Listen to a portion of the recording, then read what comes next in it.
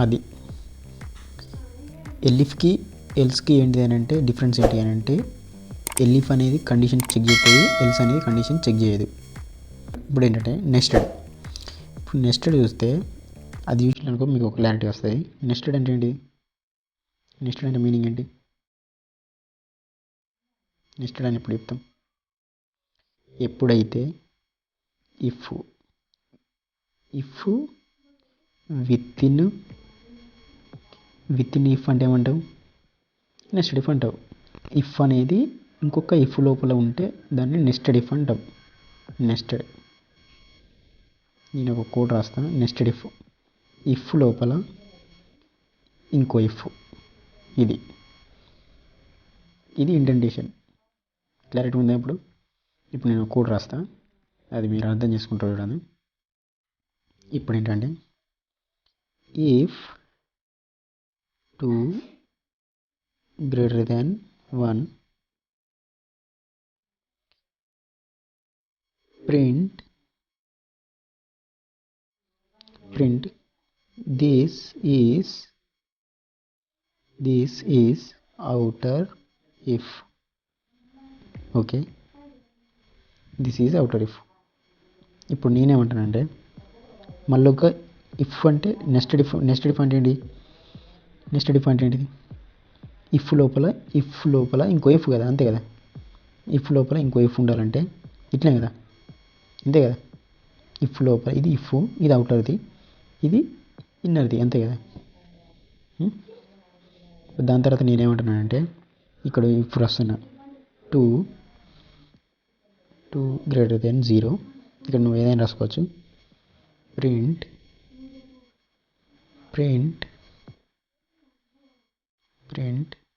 This is inner if. ఇప్పుడు నేను else కూడా రాసుకోవచ్చు. దీనికి ఎల్ఇఫ్ కూడా రాసుకోవచ్చు, కానీ నేను ఎల్స్ చూపిస్తున్నా. Else print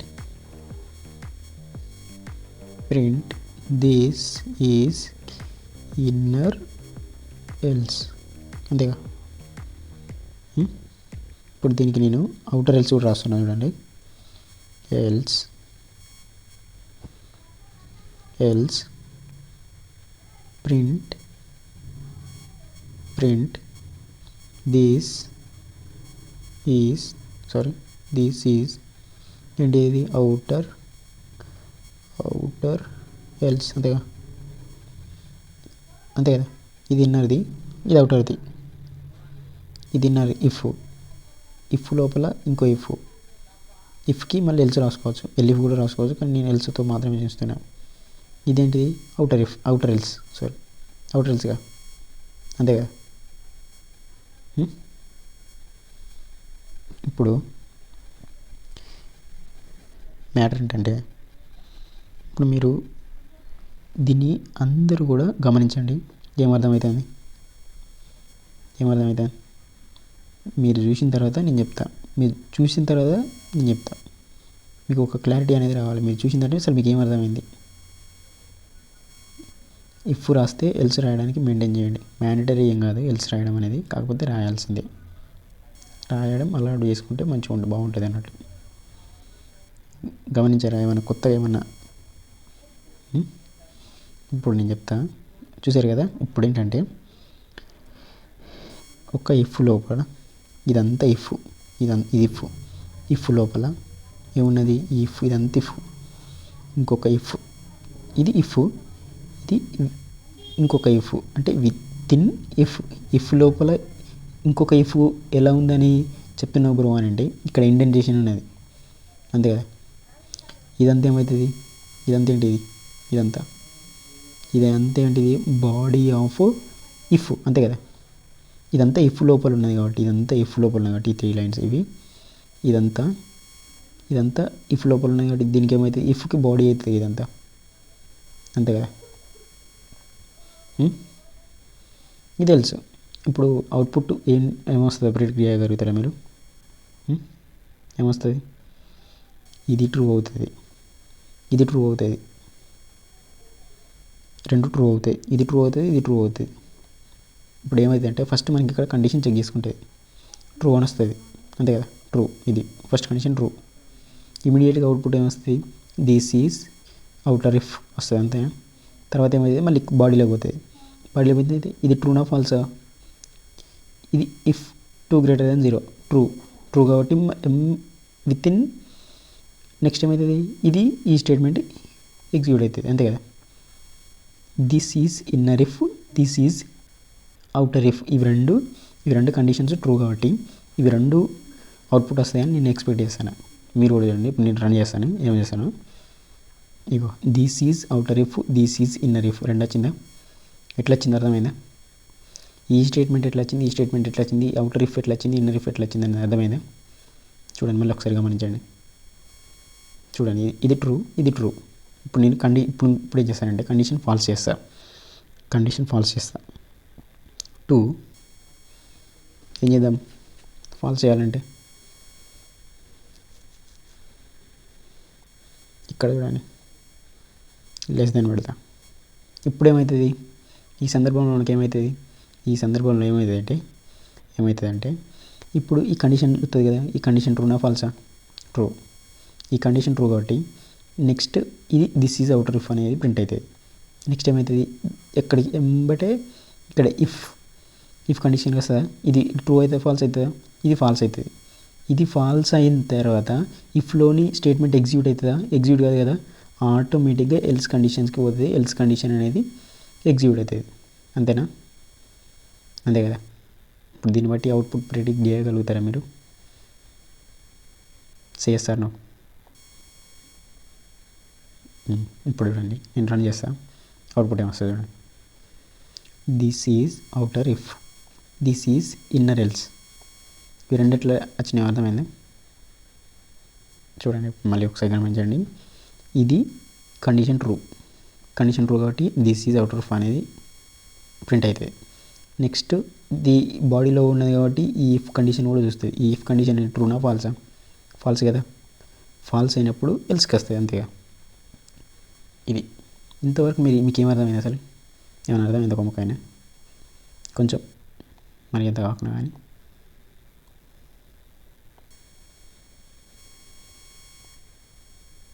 okay done. మరి ఇప్పుడు ఇంకొకటి చెప్తాను చూడండి, ఇప్పుడు నేను ఇంకోటి చెప్తా చూడండి. ఈ కండిషన్ ట్రూ చేస్తా, ఈ కండిషన్ ట్రూనే, ఈ కండిషన్ను ఫాల్స్ చేస్తా, ఇది ఫాల్స్ చేస్తా, ఇప్పుడు ఏమవుతుంది, అసలు ఇది ఫాల్స్ అయిన తర్వాత ఇది ఏమన్నా పట్టించుకుంటుంది, ఈ లోపలికి ఏమన్నా వస్తుందా, లోపలికి రాదు కదా, డైరెక్ట్ ఎక్కడికి వస్తుంది, ఇక్కడికి వస్తుంది, అంతే కదా, ఇక్కడికి వస్తుంది కదా డైరెక్ట్. ఇది ఫాల్స్ కాబట్టి ఇక్కడ మనకి ఇఫ్ లోపల ఇంకో ఇఫ్ ఉంది కదా, అవన్నీ ఎగ్జిక్యూట్ అయితే కావు, డైరెక్ట్ ఎక్కడికి వస్తుంది, ఇక్కడికి వస్తుంది ఎల్స్కి, అంతే కదా. ఈ ఇండెంటేషన్ చూసుకో, ఇఫ్గా బ్రో ఇది ఫాల్స్ అయితే ఈ ఇఫ్ వస్తుంది కదా అని అనుకోకు, ఇక్కడ ఇండెంటేషన్ ఉన్నది కదా, ఇది ఏమవుతుంది నెస్టెడ్ ఇఫ్ అవుతుంది. సో ఇదంతా ఏమవుతుంది, ఇదంతా దీనికి దీని స్టేట్మెంట్ లోపల ఉన్నది కాబట్టి ఇదంతా బాడీ. సో ఇది ఫాల్స్ అయింది కాబట్టి దీంట్లోకి లోపలికి పోదు కాబట్టి డైరెక్ట్ ఇక్కడికి వస్తుంది, అంతేనా, అంతే కదా. ఇది ట్రూగా ఉంది, లోపలికి ఎట్లా పోతుంది, లోపలికి పోదు కదా, డైరెక్ట్ ఎల్స్కి వస్తుంది. ఇప్పుడు నేను రన్ చేస్తాను చూడండి, ఎక్స్పెక్ట్ చేసేయాలి ఏమైనా. ఇగో ఇది ఇప్పటి వరకు నేను చెప్పిన స్టేట్మెంట్స్ అన్నీ గుర్తుపెట్టుకోండి. ఒకటి పర్ఫెక్ట్ ఉంటేనే, ఇప్పటి వరకు చెప్పిన స్టేట్మెంట్స్ అనేవి పర్ఫెక్ట్ ఉంటేనే ఇప్పుడు నేను చెప్పబోయే సింటాక్స్ అనేది ఫాలో అవ్వండి, లేదంటే ఫాలో అవ్వకండి. ఇప్పుడు నేను చెప్పేది ఏంటంటే షార్ట్ అండ్ ఎఫ్ ఎప్పుడైనా ఇక్కడ ఉంటుంది చూడండి, ఇగో ఇది షార్ట్ అండ్ ఎఫ్, అంతే కదా. ఓన్లీ సింగిల్ లైన్లో వస్తాను, సింగిల్స్కి బాగా తెలుసు, సింగిల్ లైన్. ఇప్పుడు ఏంటంటే దీన్ని నేను కామెంట్ పెడుతున్నా. ఇప్పుడు ఇఫ్ 5 > 2, ఇప్పుడు print print this is if. ఇప్పుడు ఎర్రర్ వస్తుందా లేకుంటే అవుట్పుట్ వస్తుందా ఏమొస్తుంది ఒకసారి గెట్ చేయండి. ఒక లైన్లో రాసినాం ఓన్లీ ఇట్లా ఇండెంటేషన్ పెట్టకుండా ఒకటే లైన్లో రాసినాం. దీన్ని ఏమంటారు? షార్ట్ అండ్ ఇఫ్ అంటారు. ఇట్లా రాసి షార్ట్ అండ్ ఇఫ్ అంటారు. ఇప్పుడు మనకు అవుట్పుట్ వస్తుందా ఎర్రర్ వస్తుందా ఏమొస్తుంది చూడండి. రన్ చేస్తున్నా. చిన్న ఎర్రర్ ఏం రాలే కదా, అంతేగా. నేనేం రాస్తానంటే ఇప్పుడు నేనేమంటానంటే ఒకటే లైన్లో రాసేదాన్ని ఏమంటారు? సింటాక్స్ గుర్తుంచుకోండి.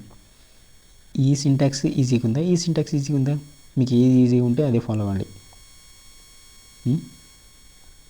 ఇది ఈజీగా ఉంటే ఇదే ఫాలో అవ్వండి, ఇది ఈజీగా ఉంటే ఇదే ఫాలో అవ్వండి. ఇప్పుడు చూడండి, ఇదే కదా, కన్ఫ్యూజ్ కాకండి. మరి ఎల్సెట్ రాయాలి బ్రో, ఇది ఈజీగానే ఉన్నాయి నీకు, మరి ఎల్సెట్ రాస్తావు, డౌట్ రావాలిగా. డౌట్ వచ్చిందా? డౌట్ ఎట్లా రాస్తావు? ఎల్స్ ఇఫ్ రాసినావు ఓకే, ఎల్ ఇఫ్ రాయాలి, ఎల్స్ రాయాలి, అవి ఎట్లా రాస్తావు మరి?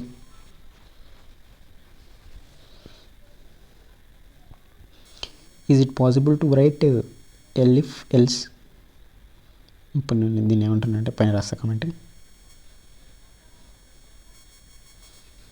Short and if. ఇప్పుడు నేను ఎల్స్ రాయాలంటే ఎట్లా రాస్తా? దీన్ని కామెంట్ పెట్టానా? If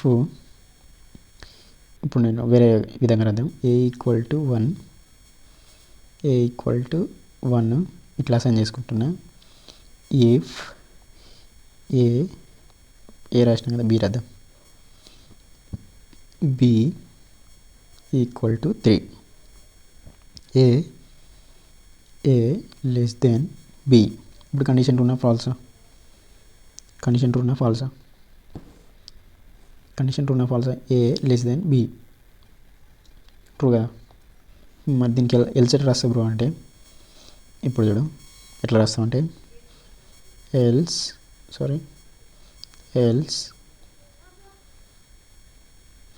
print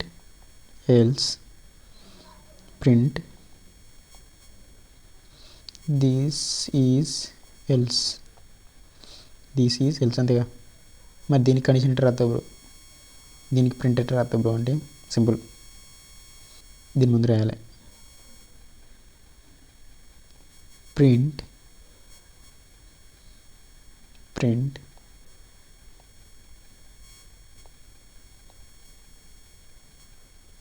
this is if, అంతేగా. ఇదంతా ఒకటి సింగిల్ లైన్. చూడండి ఫాంట్ చేంజ్ చేస్తా చూడండి. ఇప్పుడు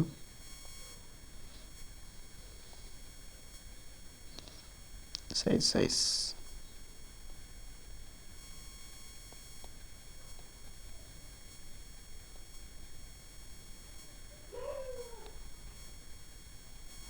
చూడండి.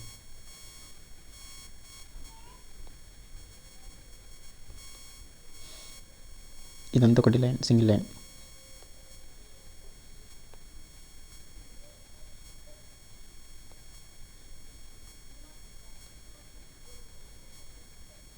ఇదంతా సింగిల్ లైన్. ఓకేనా? ఇప్పుడు కనబడుతుందా? ఓకే.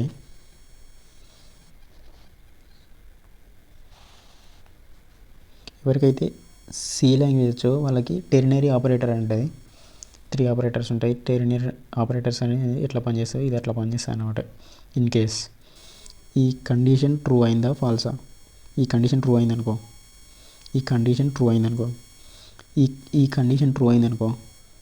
ట్రూ అయితే ఎల్హెచ్ఎస్ సైడ్ అనేది, లెఫ్ట్ హ్యాండ్ సైడ్ అనేది ఎగ్జిక్యూట్ అవుతుంది. నీకు ఒకవేళ కండిషన్ అనేది ఫాల్స్ అయిందనుకో ఏమొస్తుంది? ఎల్స్ స్టేట్మెంట్ వస్తుంది, simple. RHS side condition true ఉంటేనేమో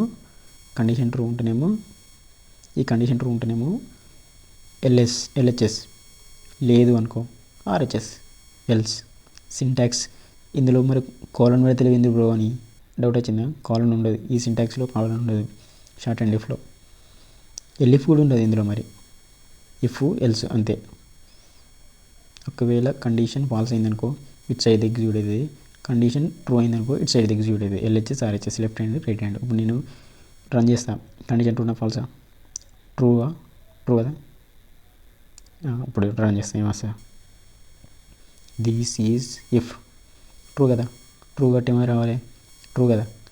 ట్రూ అయితే లెఫ్ట్, ట్రూ కదా, లెఫ్ట్ సైడ్, ఈ లెఫ్ట్ సైడ్ ఎగ్జిక్యూట్ అయితే సింపుల్, అంతే కదా, అంతేనా. ఇప్పుడు మల్టిపుల్ రాయాలనుకుంటున్నారా? మల్టిపుల్ ఎట్లా రాస్తారంటే, మల్టిపుల్ ఎట్లా తీసుకుంటాం అంటే, మల్టిపుల్ రాయాలనుకుంటే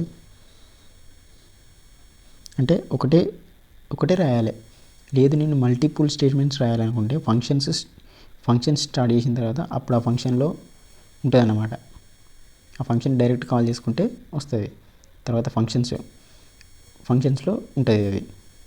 ఒకసారి ఫంక్షన్లో నువ్వు బ్లాక్ ఆఫ్ కోడ్ రాసుకున్నావంటే ఆ ఫంక్షన్ తీసుకుని ఇక్కడ నువ్వు కాల్ చేసుకున్నావంటే ఈజీగా నీకు ఉంటుంది. ఇప్పుడు నేను కండిషన్ ఫాల్స్ చేస్తాను, అవుట్పుట్ ఏమొస్తుంది గెస్ చేస్తారా? కండిషన్ ట్రూ అయితే ఏమవుతుంది, ఇది అవుతుంది. కండిషన్ ట్రూ ఉన్నదనుకో, కండిషన్ ట్రూ ఉందనుకో లెఫ్ట్ సైడు, కండిషన్ ట్రూ ఉంటే లెఫ్ట్ సైడు, లేదంటే రైట్ సైడు. చూడండి, దిస్ ఈజ్ ఎల్స్. ఓకేనా, క్లియరా వచ్చింది అవుట్పుట్. సో ఇప్పటివరకు మనకి ఏంటిది, ఏం డిస్కస్ చేసినాం? ఇఫ్ అంటే ఏంటిది, ఎల్స్ అంటే ఏంటిది, ఎల్ఇఫ్ అంటే ఏంటిది, ఎల్స్ అంటే ఏంటిది, అదే కదా. Nested if, short and if discuss చేసినాం. ఓకే, ఒకసారి అందరూ కూడా ఏం చేయాలంటే మీకు ఏమర్థమైందో ఒకసారి రివైజ్ చేసుకోండి ఒకసారి మీకు ఏమర్థమైంది అసలు. Syntax important.